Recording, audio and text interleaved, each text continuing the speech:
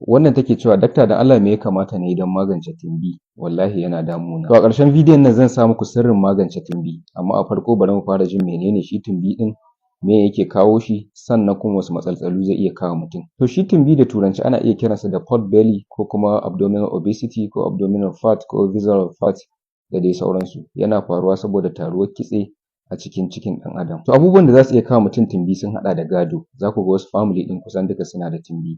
Sannan kuma akwai shekaru, sannan kuma akwai yanayin yadda mutum yake rayuwarsa, ma'ana abincin da mutum yake ci da yanayin yadda yake cin abincin da kuma yanayin motsa jiki na mutum.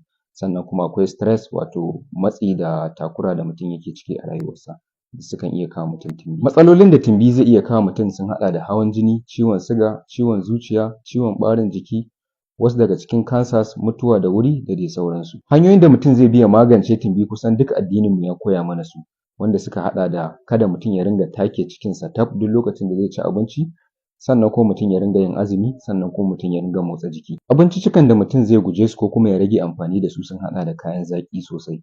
Kayan zaƙin nan sun haɗa da lemuka masu gas, energy drinks, alewoyi, biskuna, cake, chocolate da dai sauransu. Akwai kuma kayan maiƙo, sannan kuma again akwai kayan maiƙon da suke iya daskarewa idan an ajiye su, misali irin su cheese, butter, margarine, mayonnaise da dai sauransu. Akwai abubuwa da ake iya processing ɗinsu musamman kamar nama, misali shine hot dog da dai sauransu. Abubuwan da za a ƙara amfani da su sun haɗa da shan ruwa sosai, kayan fruit wato kayan marmari kenan, da kayan vegetables wato kayan ganyayyaki da kayan gona. Sannan kuma akwai abinciccika masu gina jiki wato proteins kenan kamar nama, kifi, ƙwai, wake da sauransu. Sannan kamar yadda na yi bayani a baya mutum ya rage yawan abincin da yake ci, sannan kuma mutum ya ringa yin azumi lokaci zuwa lokaci. Sannan kuma akwai motsa jiki irin wanda na sa muku ɗin nan, aƙalla a ce kowace rana za ku yi minti 30 zuwa 60 kuna yi.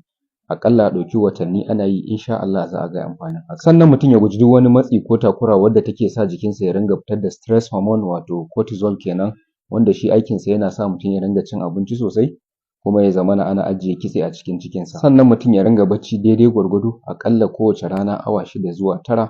Sannan mutum idan yana shan giya sai ya ƙoƙari ya daina. Sannan ku guji amfani da sha ka fashe, ko dai ƙwayar da kanta ko kuma wanda suke sa muku a cikin zuma ko kuma wasu garurruka ana siyarwa. Waɗannan su ne natural hanyoyi da ake bi a rage ƙiba, saboda dama ta inda aka hau ta nan ake sauka.